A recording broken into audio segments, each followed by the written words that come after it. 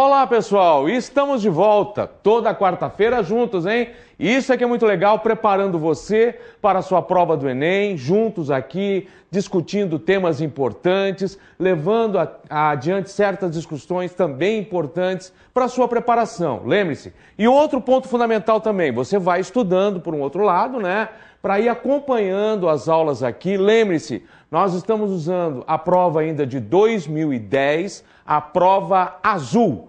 Eu, professor Oswaldo, que vou trabalhar a história do Brasil com vocês, professor Laércio de Geopolítica, e hoje conosco a professora Regina. Por favor, os dois dando um olá para os nossos alunos. Ô pessoal, tudo bem? Daqui a pouco, a hora que o nosso amigo de vermelho aqui sair, professor Oswaldo... E você não está de vermelho. Não vou falar qual a alcunha dele, ele faz jus ao vermelho. No presencial ele tem uma alcunha. Se vocês entrarem no Facebook, vocês vão descobrir.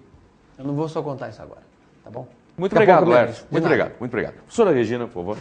Tudo bem, professor Oswaldo, professor Laércio. Então, iniciando com você, sempre às quartas-feiras, aqui no Pré-ENEM. Jóia. Vamos adiante, gente. Vamos começando com já uma questãozinha importante. 2010, pegue a prova aí, 2010, prova azul, certo? Vamos lá, por favor, professor Laércio, next. Então, os temas que nós vamos trabalhar são, melhor falando, patrimônio histórico, um aspecto importante sobre patrimônio histórico, Canudos, um fundamental, volta e meia nós temos questões sobre Canudos no Enem, e narrativa histórica, falar sobre o que é uma narrativa histórica, como se desenvolve uma narrativa histórica, as fontes históricas, como são utilizadas. Às vezes uma fonte que seja um documento propriamente dito de um governo, ela é mais fidedigna do que um outro documento, por exemplo, uma testemunha oral ou coisa do gênero? Vamos falar um pouquinho sobre isso também, são aspectos importantes na sua preparação. Next, por favor, professor, vamos para a questão? Vamos lá.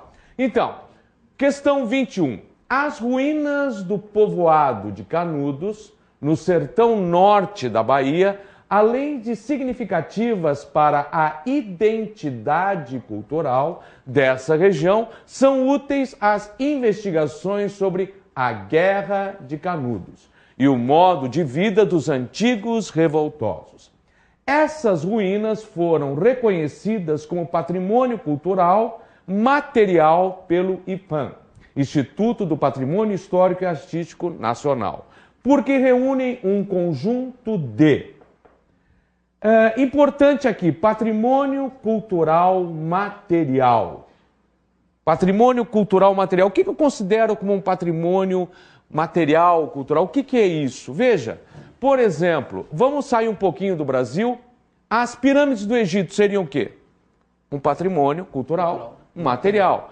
O Cristo Redentor seria o quê no Brasil? Patrimônio cultural material. Agora, digamos, a festa Bumba Meu Boi é material? Não, né? Não é. É uma festa, ela não representa materialmente alguma coisa. Uma festa, um evento, isso não é material. Mas também pode ser considerado algo de aspecto importante dentro da cultura. Uma festa é também. Então, a festa seria um patrimônio cultural imaterial, por exemplo. Inclusive, tivemos uma pergunta sobre isso há algum tempo atrás, colocando justamente o que seria.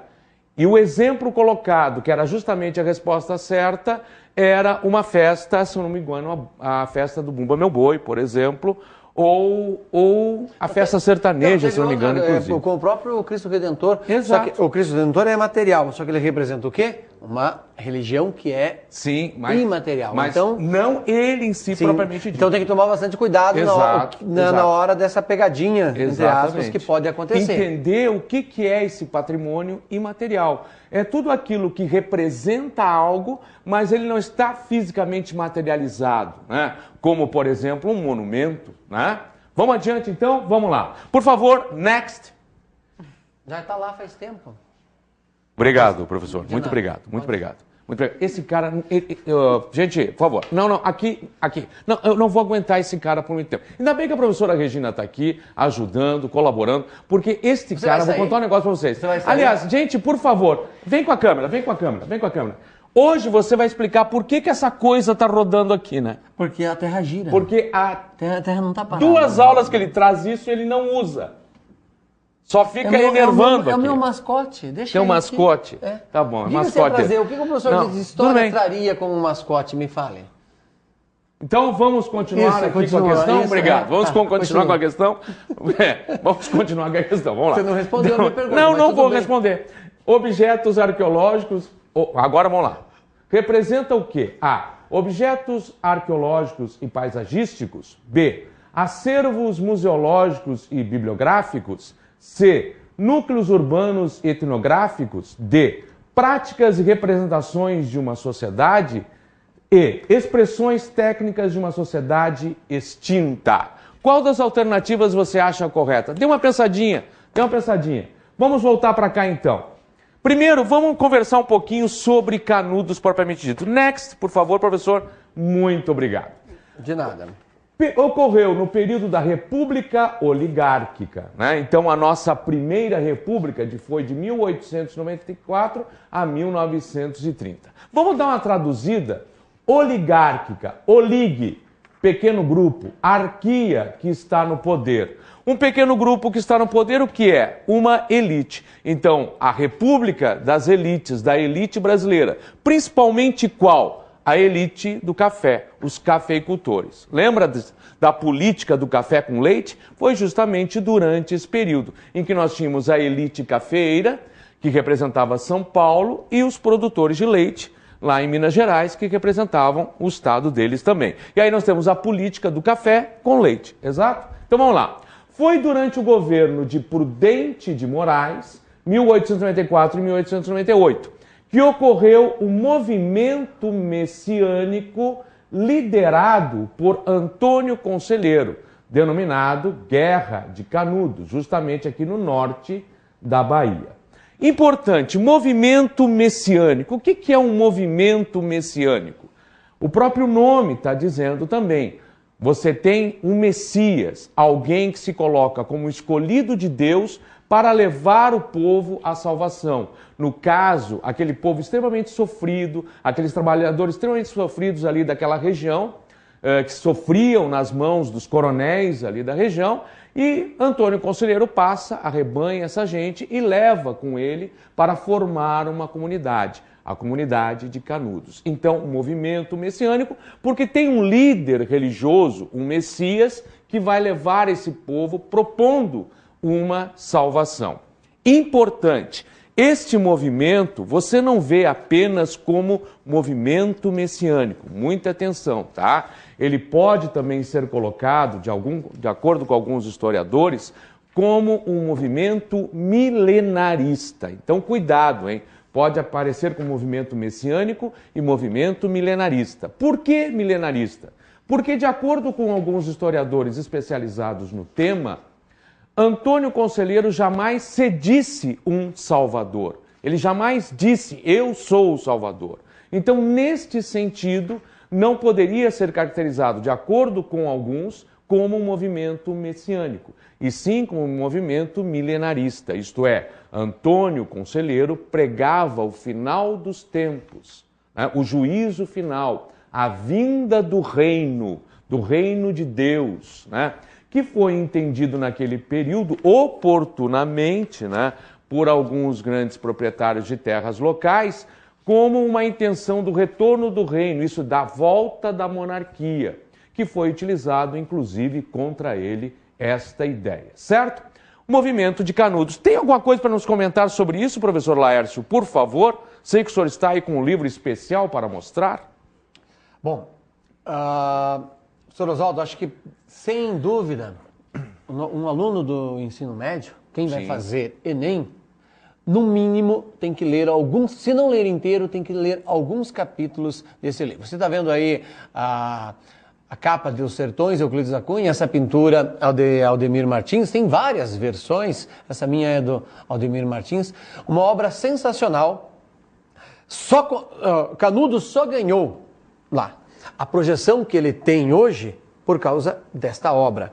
Ler uma boa parte desse texto, ou se possível o livro inteiro, para que você venha ter habilidade para uma redação, é indispensável para um aluno do ensino médio, porque a forma como Euclides da Cunha descreve, a descrição que ele faz do tipo de solo, do tipo de clima, opa, quase derrubei aqui, o tipo de vida que as pessoas levavam é sensacional. Então, você, além de conhecer a história de Canudos, desenvolverá a habilidade... E ele traz muito da realidade do que efetivamente aconteceu. Sim, né? ele era o jornalista da época, sim, né? e que as autoridades, no caso, não queriam muito retratar. Sim. Mas ele mostra a crueza efetivamente do que foi, a mortandade que representou, né? Chacinaram uma população inteira de pessoas miseráveis, que lutaram, né, mas que eram essencialmente miseráveis, tentando uma forma de vida melhor. E vamos fazer isso até todo encontro, a gente dá a dica de pelo menos 1 ou 2 livros durante as nossas aulas. A dica de hoje é esse, depois eu falo de mais Exato. E ajudando você, eu sei, olha a grossura do livro, eu sei, você se arrepiou aí, não sei disso. Se cai na unha encravada... Matou, você se arrepiou, eu sei disso, mas... Tem na internet alguns resumos básicos que podem te dar uma ideia geral do texto do livro, tá? Não é a melhor coisa que você poderia fazer. Vai o pro melhor original, seria né? ter alguns trechos do livro, se não ele inteiro. Mas já que a gente sabe que isso é meio complicado, dá uma olhada nos resumos. Procura Começa conhecer por aí, um pouco vai mais. ampliando a tua habilidade. E vai ampliando. Porque, de repente, até desperta a curiosidade para a própria leitura do que Euclides da Cunha nos coloca aí. Um gênio do certo? texto. Um gênio. Exatamente. Então, vamos lá. Agora que você já teve um tempinho e nós nos localizamos aqui em relação do período ao que foi o movimento. Então, lembre-se, pode aparecer tanto como movimento messiânico como movimento milenarista. Messiânico no sentido de um líder religioso que leva a população, que arrebanha essa população e leva com ele prometendo uma salvação.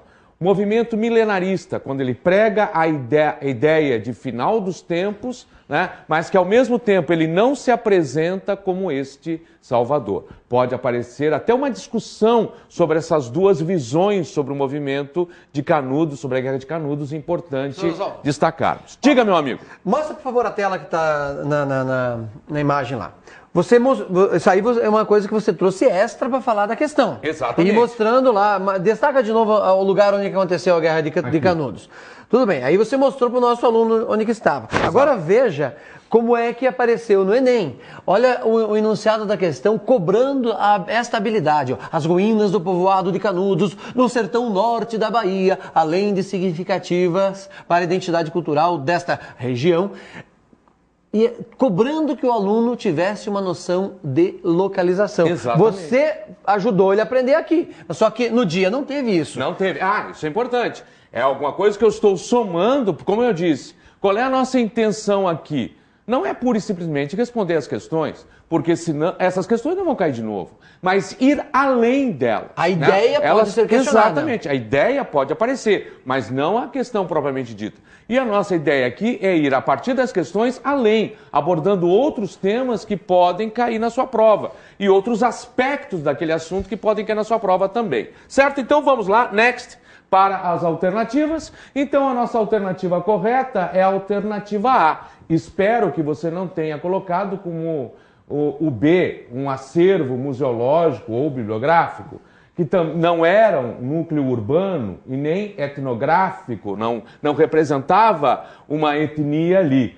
Práticas e representações de uma sociedade, não, eles estavam inseridos na sociedade brasileira. Eles eram a fotografia de uma sociedade desigual. Exatamente. Que existe até hoje em nosso país. A clara fotografia, né, da desigualdade. E expressões técnicas de uma sociedade extinta. Então veja, a resposta certa é justamente aquela que fala dos objetos arqueológicos. Mas me ajuda aqui, professor Laércio, por que paisagístico também? Pessoal, mesmo em História e Geografia existem vários conceitos, mas vou propriamente na Geografia, que é paisagem, território, lugar e região. Paisagem, nesse caso, é fundamental em nossa vida. É fundamental. A paisagem me emociona, a paisagem me causa repulsa, a paisagem me faz feliz, a paisagem me deixa triste. A região norte da Bahia, tem uma paisagem peculiar.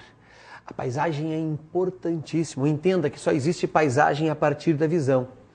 Sem visão não existe paisagem, certo? Depois vem as outras ideias. Ouvir, se eu falar cachoeira, você já viu uma cachoeira, você pensou numa, não foi na mesma que eu pensei, mas você já pensou no barulho, cheiro, tem olfato, você pode até pensar naquela umidade daquela cachoeira e paladar. Se eu falar um determinado tipo de comida, Barreado do litoral paranaense, você pensa no sabor, maniçoba no Nordeste e no Norte do Brasil, ou tapioca, coisa parecida. Isso forma um conjunto, relaciona um conjunto de ideias. E a paisagem é uma questão material. A paisagem faz parte de uma região. Então, justamente nessa questão aqui, a gente pode destacar para os alunos como realmente há uma interdisciplinaridade aí. Você precisa de conhecimentos de história e de geografia somados para a solução dessa questão. Porque você pensa só em história, os aspectos arqueológicos, tá beleza, tá legal. E a palavra paisagem deve estar perdida, cai né? no paisagístico, pera um pouquinho, mas em termos históricos, não, você tem que pensar somado esses termos. A paisagem, ela é um conjunto de ideias, né? Desculpa, um conjunto de fenômenos sobrepostos ao longo pode ser só de elementos da natureza, como pode ser de elementos também construído pelo ser humano. Nesse caso tem os dois. Exato. Tem o da natureza, tem daquele tipo de vegetação da região, ali uma mistura de cerrado com a caatinga, mas também toda a construção que foi feita, que o grupo de Antônio Conselheiro construíram naquela região como se fosse um feudo, né? Uma nova forma de organização. Era uma ideia de uma nova sociedade ali, né? Ideia de uma nova sociedade, sem sombra de dúvida. A quem não conhecia a palavra paisagem pulou porque ela achou que ela estava perdida. Era algo desnecessário. Por isso essa questão ela é muito importante, né? Porque esse paisagístico aqui já levaria alguns a pensar, por exemplo, pera um pouquinho, isso aí tem a ver com decoração, com não sei o que e tal. Isso não tem a ver com... isso aí é viagem. Não, pera um pouquinho, meu amigo. Trava o motor, não é por aí, não. Dentro da Universidade Federal, vamos pensar...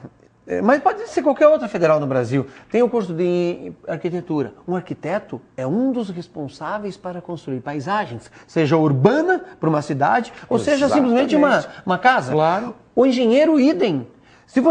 Veja, um prefeito, um vereador, um governador, ou mesmo um presidente que não se preocupa em seu país, seu município, seu estado ter uma paisagem que atrai as pessoas, a cidade acaba expulsando. Uma cidade que não tem uma paisagem que agrade, é aquela cidade que você fala feia, suja, precisa ser algo agradável. Rio de Janeiro é uma cidade que atrai gente do mundo inteiro, é uma cidade global porque ela tem uma paisagem que a caracteriza, né? Sem sombra de dúvida. E que também lhe dá um aspecto todo histórico também. Sim. Porque podemos entender muito da história do Rio de Janeiro a partir da própria paisagem que compõe o Rio de Janeiro. Certo, gente? Beleza? Vamos em frente então. Next, próxima questão. Vamos lá? Essa aqui? Não. Essa aqui. É a próxima? É a próxima? Adivinhou. Que bom. Então deve ser essa. Vamos voltando? Substitui-se, então, uma história crítica, olha só, profunda, por uma crônica de detalhes onde o patriotismo e a bravura dos nossos soldados encobrem a vilania dos motivos que levaram a Inglaterra a armar brasileiros e argentinos, olha a maldosa Inglaterra, brasileiros e argentinos, para a destruição da mais gloriosa república que já se viu na América Latina, a do Paraguai. Né? Bom, e aí segue dizendo, o imperialismo inglês... Texto 2, né? Texto 2. O imperialismo inglês, destruindo o Paraguai, mantém o status quo da América Meridional, impedindo a ascensão do seu único estado economicamente livre. Essa teoria conspiratória vai contra a realidade dos fatos e não tem provas documentais. Contudo, essa teoria tem alguma repercussão. Do que está nos falando essa questão? Daquela teoria que se tem, e muitos professores utilizam ainda para explicar, a Guerra do Paraguai, dizendo da vilania da Inglaterra, que a Inglaterra teria levado os 3 países, Brasil, Argentina e Uruguai, a uma guerra terrível contra o Paraguai. Os 3 até não queriam. Os 3 estão parecendo Pôncio Pilatos, né? Não, e a maior parte das vezes, quando o cara explica isso na sala, ele diz no achismo, ele nunca cita uma fonte. Onde ele leu isso? Exato, exato. Caracterizou-se construir a história do Paraguai dessa forma. Só que, como o professor Laércio acabou de dizer, não temos fontes que caracterizem isso, que realmente afirmem isso. O que nós temos é uma realidade, né? Claro, a Inglaterra tinha interesse em se expandir economicamente, né? Ela estava realmente tentando construir um mercado que comprasse seus produtos. Inclusive, ela influenciou na abolição da escravatura em vários países para a construção deste mercado, né? Realmente existia isso. Mas olhando por esse lado, Zoldan, era importante então que o Paraguai fosse rico para comprar as coisas da Inglaterra. Sim, mas a ideia colocada é que o Paraguai, a partir de seu desenvolvimento, passou a representar um concorrente para a Inglaterra, né? E dentro dessa possível concorrência, a Inglaterra teria motivado os 3 países. Mas é isso que a gente não tem dados. É essa informação. Exato, é essa que a gente não tem dados. Agora, o que nós podemos afirmar também? Que o Brasil não está de anjo na jogada. Não. Ao contrário, o Brasil, nesse período, em especial em relação ao Cone Sul, tinha fortes atitudes imperialistas. Muito daquilo do que a gente vê os Estados Unidos fazendo, e a gente critica, o intervencionismo militar norte-americano em certos países, o Brasil fazia na região do Cone Sul. É só olhar o nosso mapa. E de certa forma, é só olhar o nosso mapa para ver o quanto nós pegamos de territórios que inicialmente não eram brasileiros, né, não eram portugueses. Veja o Tratado de Tordesilhas de 1494 e compare com o Tratado de Madrid de 1750, que nós já falamos sobre os dois, né, para perceber esse crescimento do Brasil. Mas a questão era mais imperialista do Brasil, também é colocado hoje esse aspecto. Por exemplo, o que levou à guerra propriamente dita, né? O que foi o estopim da guerra, o que fez a guerra começar? Foi justamente o momento em que o Brasil foi lá no Uruguai e retirou o presidente que havia sido colocado no poder, que era o presidente dos Colorados, né? O Venâncio Flores, e colocou no poder o Venâncio Flores e retirou o Aguirre, que era apoiado por quem? Por Solano Lopes, que era o ditador do Paraguai. Solano Lopes aí se irrita com isso, porque Aguirre era o representante dele ali na região, possibilitava os acordos com o Paraguai, e o Brasil foi lá e colocou um que interessava a eles, ao Venâncio Flores, que interessava ao Brasil. E isso foi o estopim. E no final das contas, esse Venâncio Flores, que foi colocado no poder pelo Brasil, se junta ao Brasil e depois vem a Argentina também e entram em guerra contra o Paraguai. Certo? Quer dizer, há muito aí do imperialismo brasileiro, mais do que atitudes inglesas. Mas é lógico, não podemos esquecer também que a Inglaterra financiou tanto a construção do nosso exército, quanto principalmente da nossa marinha, assim como para a Argentina também. Tanto que ao final dessa guerra, o Brasil está endividado com a Inglaterra por conta do dinheiro que pegou para a construção da sua frota de navios, assim como a Argentina também. E muito desta explicação que se deu durante muito tempo a respeito da Guerra do Paraguai tem a ver com isto, com as dívidas que a Inglaterra, né, cobrou do Brasil e cobrou da Argentina e acabou ganhando muito dinheiro em cima disso. Beleza? Então, aí a gente entendeu um pouquinho essa mecânica. Aliás, é importante também dizer, os únicos documentos que ainda não foram abertos totalmente para o estudo de historiadores foram os documentos referentes à Guerra do Paraguai, mas os documentos do Brasil. Perfeito. Dos outros países já foram abertos, inclusive da Inglaterra, já foram abertos. Oswaldo, tá? Me permite também, uma das coisas que a gente combinou logo na nossa primeira aula, que é você ter um atlas toda vez você estivesse estudando. E cada vez que aparecesse o nome de um país ou coisa parecida, você olharia no mapa para quê? Para mentalizar. Olha no mapa e veja onde está o Paraguai. O Paraguai não tem saída para o mar. O Paraguai sempre precisou de uma saída para o mar. Então, só um pouquinho, vamos lá. Então, só um pouquinho. Vou me adiantar na não resposta, mostra perdão. o quadro aqui ainda. Não mostra o quadro aqui ainda. Não mostra o quadro. Fica no professor ali. Ah, tá, fica olha. no professor. Vai, fica no continua professor. falando ou não? Fica no professor. Deixa ele falando. Deixa ele falando. Então pensa, você vai ter que achar o Paraguai, a posição onde ele está, aqui, professor, país por tampão. favor. Aqui, Oi? professor, por favor. Então, eu tô com um fio aqui. Não, deixa, eu vou marcando. Vai lá, mostra o mapa lá. Fala. Olha que o Paraguai não tem saída para o mar, não tem. Ele tá num lugar isolado. Se precisasse, ele teria que ocupar uma região aqui para sair para o mar ou ocupar uma região aqui. Aí teria bronca com 2 países. Então seria mais fácil tentar negociar com o Brasil uma passagem por aqui. O que existe hoje, que o Brasil deu ao Paraguai mais tarde, foi a BR 277. Como assim? Aqui no Porto de Paranaguá, o Paraguai tem uma embaixada e eles têm o seu livre trânsito de caminhões entre o Brasil. Como é que eu apago aqui? Eu estava tentando apagar com o dedo, não ia dar certo nunca. Então tem uma saída, um caminho pela 277, que os caminhões paraguaios podem ir e vir. Com isso, o Paraguai liberou a construção de Itaipu. Isso. E agora aproveitando aqui, vamos continuar no mapa. Qual foi a intenção, então, de Solano Lopes? E, veja, o Paraguai desenvolvido economicamente. Ele precisava de uma saída para o mar. Tá. Qual era a saída que ele utilizava? Via a bacia dos Rios do Prata. Sim. Ele descia até aqui para tentar sair. O que começou a acontecer? Argentina, Brasil e Uruguai começaram a complicar a navegação aí, né? Tanto que existia um suposto plano de Solano Lopes, que era o chamado Paraguai Maior, onde ele conquistaria determinados territórios para poder chegar até o mar aqui, ter uma saída própria até o mar. Por isso que era importante ter o Paraguai, o Uruguai do lado deles. Exatamente, conquistando aqui territórios que dariam acesso até o mar. Essa era a intenção de Solano Lopes.